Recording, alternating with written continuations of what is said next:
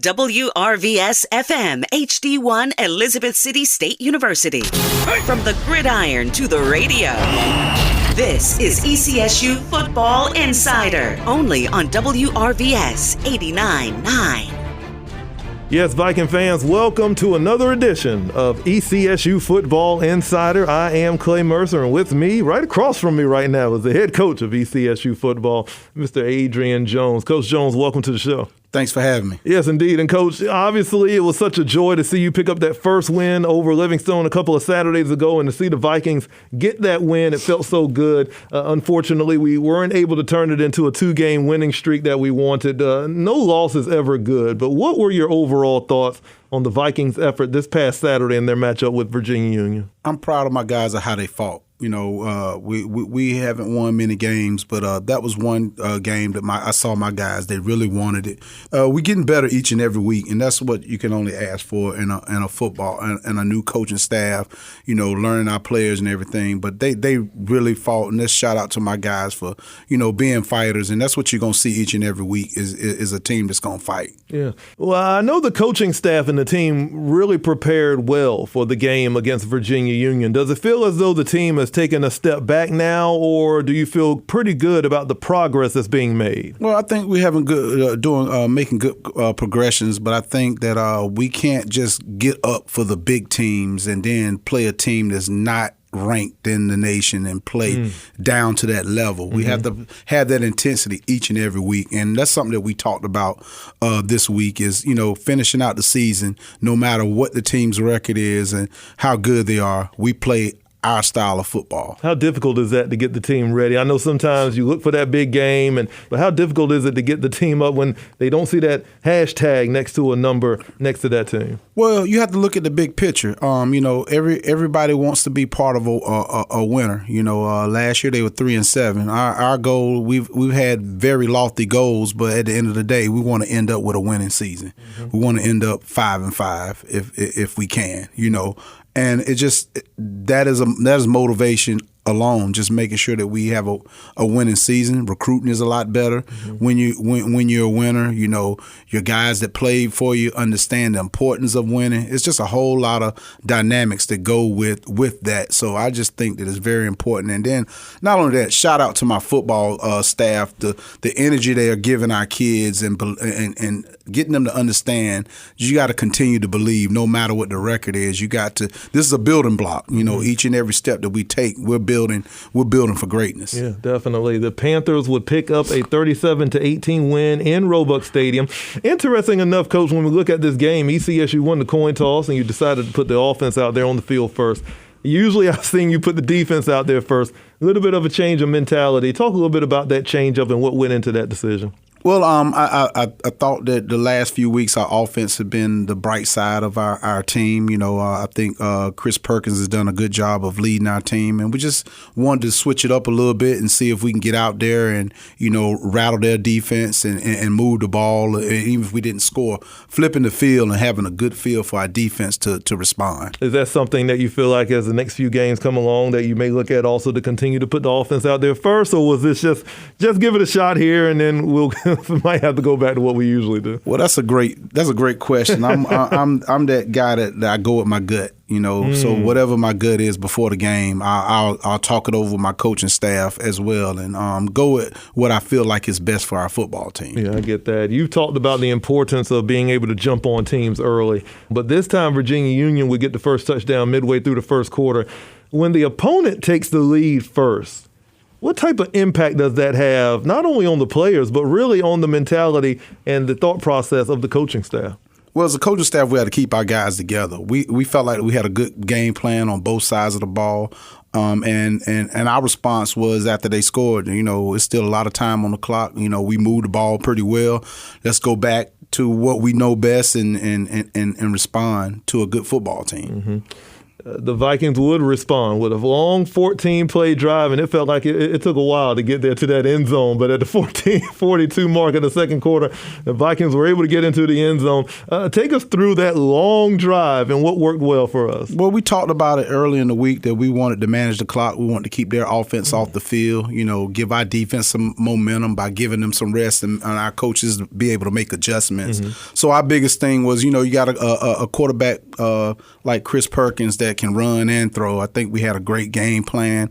We did a lot of running to the edge. They had problems with stopping that and also, going downhill. And our receivers catching the ball. It's hard to stop a team when you got so many different things that you can do. But I think that we put together a good game plan. Yeah, and speaking of that game plan at halftime, ECSU only trailed by 2. I mean, your thoughts on how that game plan worked in the first half, especially holding a potent Panthers team to 14 points. Yeah, we knew that we could still be in the game, that we have a great opportunity, and I think we had several opportunities to, compete and win that football game, but we got to get better on special teams. We can't go for 2 because we missing extra points. Extra points have to be automatic, and we got to figure that out. We challenging our kickers to whoever has the best percentage this week is going to be the guy that that starts. But it comes down to making sure that we dot our I's and cross our T's. I think it'd have been a different football game if we didn't have to go for 2.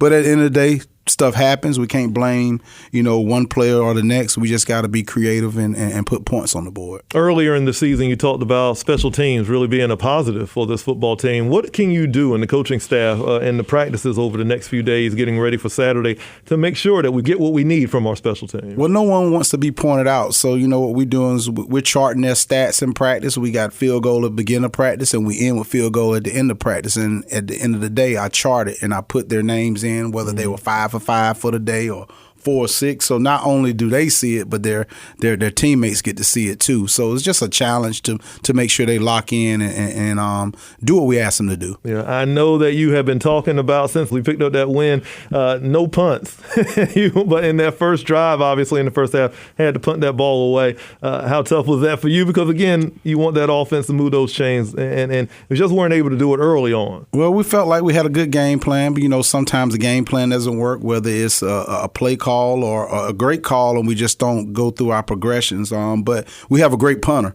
and our thing was flipping the field, and that's exactly what we did. We flipped the field and were able to, pin them back. And, when you got a good punter and good kickers, sky's the limit. Well, 2 touchdowns from Union, 1 touchdown from ECSU in the third quarter, and our TD came from a pick 6 by senior defensive back DeAndre Tolson.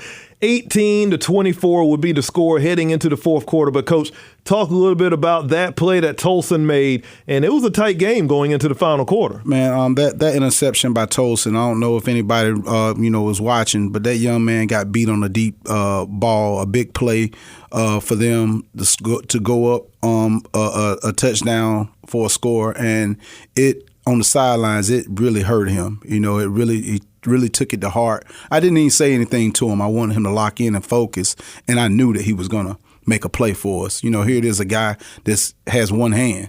He has a cast on one hand, and he picks the ball off with one hand for a pick 6. It just shows you the character of a true Viking. Yeah, that's what he's a knockdown, drag out, great football player, and he's a competitor, and that's what you want. Yeah, as a senior, as you talk about DeAndre Tolson, is he one of those leaders that you look at and say he's going to step up? And you just talked about it, with a cast, he still gets the job done. Some leaders aren't the ones that are vocal. Some of them are like, watch what I do and follow me. Well, he's absolutely not a vocal leader. He's a show and tell guy. It's something about a player that is limited whenever they don't have everything that they can use to be a good football player. When you got to focus a little bit more, when you only have one hand, he did a great job of just competing out there, and my hat goes off to him, and I think a lot of players saw that and they feed it off of him. But we were down 24-28 with the ball, and we thought that, we had a chance. Our fourth quarter, we brought it in together, and my speech was, we're going to go down here and go up 25-24. And that was the confidence that I had, and I thought my players did a good job. We were driving the ball down the field. Lo and behold, our star quarterback gets dinged up a little bit, and it kind of changed the outcome and the play calling. But no matter what, when somebody goes down, it's the next man mentality. We got to be just as good as that starter. Well, the Panthers will finish off the game strong with 2 scores in the fourth to complete a 37-18 win. We talked about their explosive running back, Alan Curtis, who now leads the conference as well as the division in rushing yards. He ran the ball particularly well late in the second half. ECSU was able to slow him down throughout the first. But overall, how difficult of a cover was he for you? Well, I think we did a good job for 3 quarters, but that's championship pedigree, what we talked about. We had their backs against the wall. You could tell that they were nervous. They weren't used to a team like us, showcasing our abilities to step on the same field. But championship teams sometimes find a way to win, and they willed their way back to running the football. They trusted it. We made a couple mistakes when they were running, and that's what they were looking for. Okay, they make a mistake, we get a big run. But they stuck to what they do, and they were just, championship pedigree. And we learned a lot from that. We got the respect from Virginia Union, but at the end of the day, in order to beat those teams, you gotta match their same energy. We talked about the respect that you have seen, and even though the Vikings record isn't where we all want it to be, you've had so many coaches say, I don't want to see y'all again. Obviously, we don't take moral victories, but it's got to feel good to know that this team's potential is right there. We just got to meet it. Yep, it's great to see that the potential, we continue to get better and better each and every week. The record doesn't show that, but I'm confident that this is going to be an exciting team in the future. Yeah. But, we're right here in the moment now, and I want nothing more than my guys to go to Virginia State and get this win. Mm-hmm. We're preparing, but it's not going to be an easy task. We match up very well to them. They're very athletic like us, but big plays are the things that we got to eliminate. I think we're averaging 2 big plays a game, and we gotta some way, somehow stop those big plays. Yeah, you talk about it almost every week on this show, Coach, and hopefully that we can get those stops as we need them. Let's go back really quickly. You talked about our quarterback, Chris Perkins. Didn't have the game that he hoped for, especially coming off that outstanding game against Livingston. It seemed like Union made a strong effort to stop him from being as effective as he usually is on the run. What is the team's morale right now heading into Saturday's matchup with Virginia State? I think we're in a good place. You would, and I've said it several times since I've been coming here. We don't act like a 1-5 football team. We haven't. The guys haven't given up. The guys are working hard. The coaches are leading the way, and that's what you want in a football team. We're building here, and it just takes a little time, but I love this football team. I think that we're gonna be a great football team sooner or later. But I'm not worried about the morale. I think they're still focused. They're still looking to win more football games, and thank God that we got 4 more to be able to show and prove ourselves. Yeah, you talked about Perkins that got a little dinged up there later in the game. I always like to give an injury report when we can. How's he doing, and then how's the football team's health overall right now? Well, football team's health overall is good. We're taking it day by day with Perkins. Give him a couple days off. Get some mental reps. But it's the next man mentality. Nathan Hilliard, Jordan also is getting some snaps at quarterback. Just to prepare to make sure that we're effective and we're able to drive the ball down and score points. But we go as Perkins go. But if he's not on the football field, which we hope he is, he's not on the football field. We need his mentality on the sidelines to help us through. If he's not able to get in there the way you want him to, does that change up the offensive game plan going into these next few games? It'll change it up a little bit, but it's one thing about my offensive coordinator, Coach Hess. He's a very creative offensive coordinator. He always has something dialed up. You might not see it in the game, but we practice it. Mm-hmm. So we'll be creative and we'll do what's best for our football team. Yeah, definitely. And speaking of which, the Vikings get ready to head on the road, and it all starts this Saturday. We'll talk about that matchup and a little bit more coming up here on ECSU Football Insider. Get your tickets now for ECSU football online at ECSUVikings.com. You're ready to become a scholar. It's time for you to earn your bachelor's or master's degree. At Elizabeth City State University, we're proud of our strong academic programs. We offer 28 bachelor degrees and 4 master's degrees. ECSU also offers flexible online courses to help you achieve your goals. Start the process today. Call 800-347-3278 or find us online at ecsu.edu. This is Rachel Martin with Morning Edition. If you're driving less these days and you've got a car you don't need anymore, consider donating it to support public radio. The donation could be worth hundreds of dollars in support for this station. Here's how to get started. Call 855-277-2346 or donate online at wrvs.careasy.org. Let's get back to ECSU Football Insider online at WRVS899.com.